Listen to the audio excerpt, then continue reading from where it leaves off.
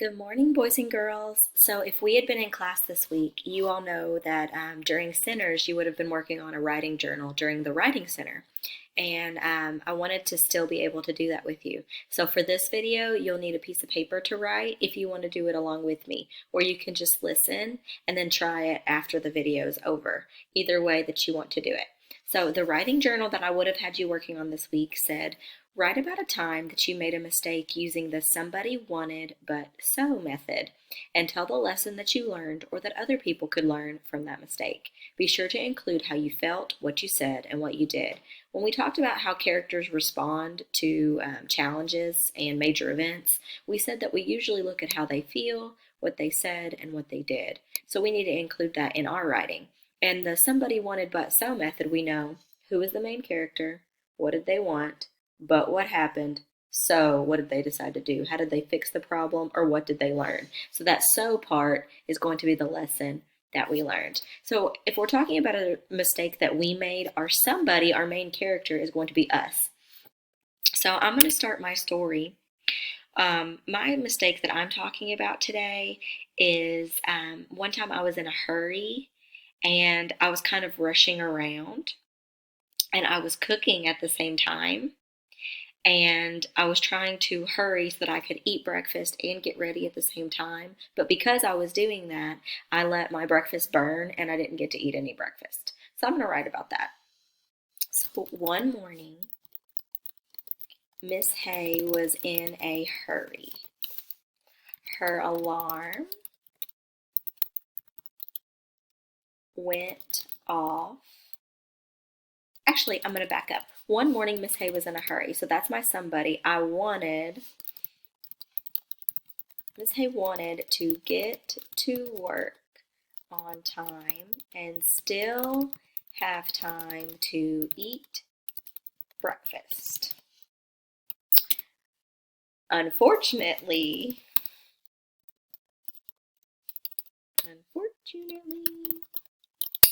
her alarm did not go off. So I have my somebody, which is me. I have what I wanted. I wanted to get to work on time and still have time to eat breakfast, but my alarm did not go off. So she had to rush around. She had the idea of cooking breakfast and straightening her hair at the same time, which you should never walk away from the stove anyway, boys and girls, while you're cooking. You should probably stay there and watch it just in case, for like fire safety and all that. But like I said, we're learning from this mistake. So while she started breakfast on the stove, she went to her bedroom and fixed her hair. Suddenly, she smelled smoke. So right there, when I smelled smoke would be a good time to tell what I did next. So what I did next was she ran into the kitchen. Her eggs and sausage were smoking. One side of the sausage was completely black. Because, I don't want to start a sentence with because, I say that all the time. After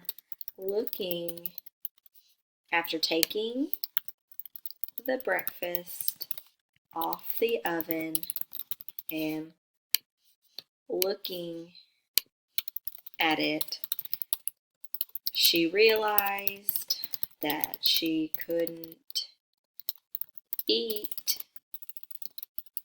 it, and it had taken more time for her to clean up than it would have for her to just stay with the food while it was cooking.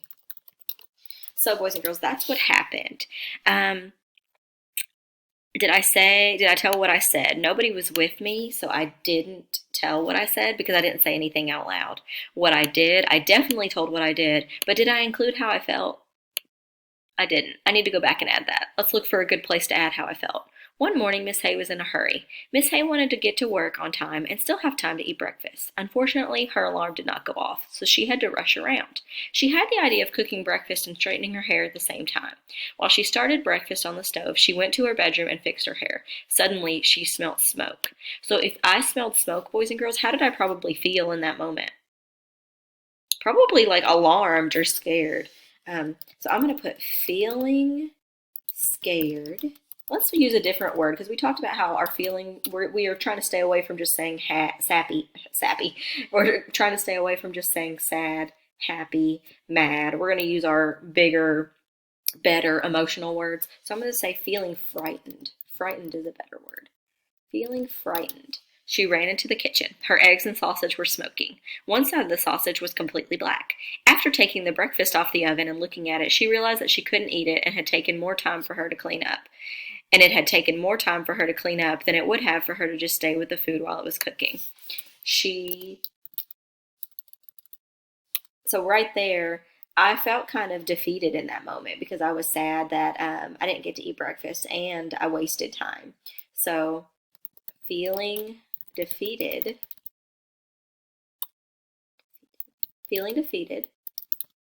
she got in her car to go to work.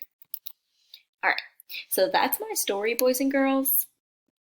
One lesson that I think, or the theme of this that I think would be, I want you all to guess or make a prediction. What do you think my theme or my lesson should be? What advice could I give to other people? Don't what? And remember that themes are kind of general and broad. So we wouldn't want to make our theme or our moral specific to me. Like you wouldn't want to say Miss Hay shouldn't. You want to say everybody shouldn't. Something that could apply to everybody. So the moral that I think, or lesson, is you should take your time.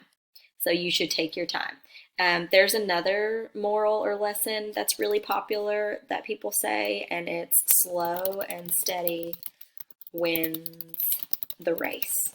And that also applies here. Slow and steady, take your time and you will do better. And we're going to talk about slow and steady wins the race tomorrow. We're actually going to watch a video together and I'm going to pause it and draw your attention to some things.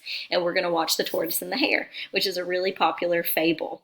And tomorrow we're also going to talk about what a fable is and some of the more common morals and lessons that you hear from those classic fables. Okay, if you want to share your stories with me, boys and girls, feel free to send them to me. If you want, I'll put my email right here.